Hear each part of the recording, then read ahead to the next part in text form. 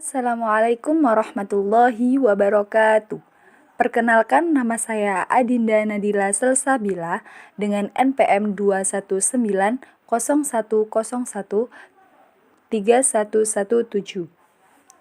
Pendidikan Guru Madrasah Ibtidaiyah, Fakultas Agama Islam Universitas Islam Malang. Di sini saya akan mempresentasikan tentang klasifikasi makhluk hidup. Langsung saja, yang pertama yaitu pengertian makhluk hidup. Makhluk hidup adalah organisme yang memiliki kemampuan untuk bernafas, berpindah tempat, merespon terhadap perubahan diri mereka serta lingkungannya. Makhluk hidup dibedakan menjadi 3 kelompok, yaitu manusia, hewan, dan tumbuhan. Dari ketiga jenis makhluk hidup tersebut dalam kehidupan saling berinteraksi satu dengan yang lain. Misalkan manusia membutuhkan makanan yang bersumber dari hewan dan tumbuhan. Hewan memakan hewan lainnya atau tumbuhan lain agar dapat bertahan hidup. Sementara tumbuhan memerlukan energi dari alam. Dalam memperoleh makanan, dari ketiga makhluk hidup di atas memiliki cara yang berbeda-beda. Misalnya, tumbuhan dapat membuat makanannya secara sendiri melalui proses yang disebut sebagai fotosintesis. Sementara manusia dan hewan tidak dapat menciptakan makanan sendiri. Manusia memperoleh makanan dengan cara memakan tumbuhan atau hewan. Sedangkan hewan dapat memperoleh makanan dengan cara memakan tumbuhan atau sesama hewan. Yang kedua yaitu tujuan dari klasifikasi makhluk hidup. Yang pertama yaitu mengelompokkan makhluk hidup berdasarkan persamaan ciri-ciri yang dimiliki. Yang kedua yaitu mendeskripsikan ciri-ciri suatu jenis makhluk hidup untuk membedakannya dengan makhluk hidup dari jenis yang lain. Yang ketiga, mengetahui hubungan kekerabatan antar makhluk hidup. Dan yang terakhir, memberi nama makhluk hidup yang belum diketahui namanya. Selanjutnya yaitu dasar klasifikasi makhluk hidup. Yang pertama yaitu berdasarkan persamaan, yang kedua berdasarkan perbedaan, yang ketiga berdasarkan ciri morfologi dan anatomik, dan yang keempat yaitu berdasarkan ciri biokimia, misalnya jenis-jenis enzim, jenis-jenis protein, dan jenis-jenis DNA. Hal tersebut dapat menentukan hubungan kekerabatan antara makhluk hidup satu dengan lainnya. Berdasarkan manfaat, tujuan pengelompokan ini adalah untuk memudahkan kita memanfaatkan suatu makhluk hidup. Di sini terdapat 7 ciri-ciri makhluk hidup. Makhluk hidup memiliki ciri-ciri atau proses yang diperlukan untuk kehidupan. Untuk dikategorikan sebagai makhluk hidup, suatu organisme harus memiliki 7 ciri berikut. Yang pertama yaitu bergerak. Makhluk hidup memiliki kemampuan untuk bergerak dengan cara tertentu, tanpa bantuan dari luar atau pihak lain. Gerakan tersebut terdiri dari aliran material di dalam organisme atau pergerakan eksternal di dalam organisme. Yang kedua yaitu peka terhadap rangsangan. Semua makhluk hidup mampu bereaksi terhadap perubahan yang terjadi di sekitarnya. Reaksi timbul karena ada rangsangan dari lingkungan. Rangsangan bisa dari cahaya panas, dingin, bau, sentuhan, gravitasi, rasa, dan lain-lain. Manusia dan hewan menggunakan indera untuk mengenali rangsangan atau kepekaan. Yang ketiga yaitu bernafas. Bernafas merupakan proses mengambil oksigen dari lingkungan, kemudian mengeluarkan karbon dioksida. Oksigen digunakan untuk mengubah zat makanan menjadi energi secara kimiawi. Energi juga digunakan untuk melakukan berbagai aktivitas. Yang keempat yaitu nutrisi. Makanan dan air menjadi nutrisi yang dibutuhkan oleh makhluk hidup. Makanan berfungsi menghasilkan energi, pertumbuhan, dan mengganti sel tubuh yang rusak. Sedangkan air berfungsi sebagai zat pelarut di dalam tubuh. Yang kelima yaitu tumbuh. Semua makhluk hidup mengalami pertumbuhan dari kecil, menjadi besar.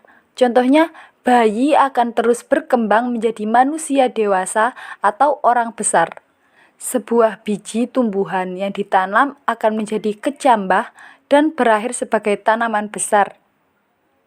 Yang keenam yaitu berkembang. Berkembang biak ketika makhluk hidup melakukan reproduksi atau berkembang biak. Mereka membuat makhluk hidup baru. Tidak semua makhluk hidup melakukan reproduksi dengan membutuhkan pasangan atau reproduksi seksual.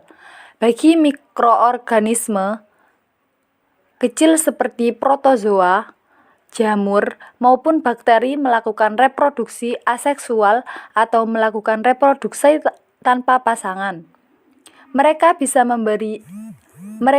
membelah diri, kemudian bagian yang baru bisa mencari makanan, bergerak, tumbuh, dan melakukan kegiatan lainnya. Untuk makhluk hidup yang membutuhkan pasangan, yaitu mamalia termasuk manusia dan burung. Yang ketujuh yaitu ekskresi. Saat udara panas, tubuh akan mengeluarkan keringat, begitu pula saat olahraga. Ketika di ruangan dingin, tubuh akan sering buang air kecil atau urin. Keringat yang merupakan garam mineral dan urin merupakan salah satu zat sisa yang dikeluarkan makhluk hidup. Karbon dioksida dan uap air juga zat sisa dari proses respirasi. Pengeluaran zat sisa tersebut dinamakan ekskresi atau proses ini sangat penting karena zat sisa bersifat racun dan tidak baik bagi kesehatan dalam tubuh. Tahap-tahap taksonomi atau pengelompokan makhluk hidup. Di sini terdapat identifikasi atau pencirian organisme, klasifikasi atau penyusunan organisme dalam taksa, dan nomenklatur berdasarkan binomial nomenklatur. Di sini terdapat tabel tingkatan taksonomi, bisa dilihat. Tahapan klasifikasi. Untuk mengklasifikasikan makhluk hidup harus melalui serangkaian tahapan. Tahapan tersebut antara lain sebagai berikut. Yang pertama yaitu pengamatan sifat makhluk hidup. Pengamatan merupakan proses awal klasifikasi. Yang dilakukan dalam proses ini adalah melakukan identifikasi makhluk hidup satu dengan makhluk hidup yang lainnya. Mengamati dan mengelompokkan berdasarkan tingkah laku, bentuk morfologi, anatomi, dan fisiologi. Dan yang kedua yaitu pengelompokan makhluk hidup berdasarkan pada ciri yang diamati. Hasil pengamatan kemudian diteruskan ke tingkat pengelompokan makhluk hidup. Dasar pengelompokannya adalah ciri dan sifat atau persamaan dan perbedaan makhluk hidup yang diamati. Yang ketiga yaitu pemberian nama makhluk hidup. Pemberian nama makhluk hidup merupakan hal yang penting dalam klasifikasi. Ada berbagai sistem penamaan makhluk hidup, antara lain pemberian nama dengan sistem tata nama ganda atau binomial nomenklatur dan trinomial. Dengan adanya nama makhluk hidup, maka ciri dan sifat makhluk hidup akan lebih mudah dipahami. Sistem klasifikasi makhluk hidup. Berdasarkan kriteria yang digunakan, sistem klasifikasi makhluk hidup dibedakan menjadi 3, yaitu sistem buatan atau artifisial, sistem alami atau natural, dan sistem filogenik. Sistem klasifikasi buatan atau artifisial. Sistem klasifikasi buatan mengutamakan tujuan praktis dalam ikhtisar dunia makhluk hidup. Dasar klasifikasi adalah ciri morfologi, alat reproduksi, habitat, dan penampakan makhluk hidup atau bentuk dan ukurannya. Misalnya, pada klasifikasi tumbuhan ada pohon, semak, perdu, dan gulma. Berdasarkan tempat hidup, dapat dikelompokkan hewan yang hidup di air dan hewan yang hidup di darat. Berdasarkan kegunaannya, misalnya makhluk hidup yang digunakan sebagai bahan pangan, sandang, papan, dan obat-obatan. Yang kedua yaitu sistem klasifikasi alami atau natural. Klasifikasi makhluk hidup yang menggunakan sistem alami menghendaki terbentuknya takson yang alami. Pengelompokan pada sistem ini dilakukan berdasarkan pada karakter alamiah yang mudah untuk diamati. Pada umumnya berdasarkan karakter morfologi, sehingga bentuk takson-takson yang dialami, misalnya hewan berkaki 4, hewan bersirip, hewan tidak berkaki, dan sebagainya.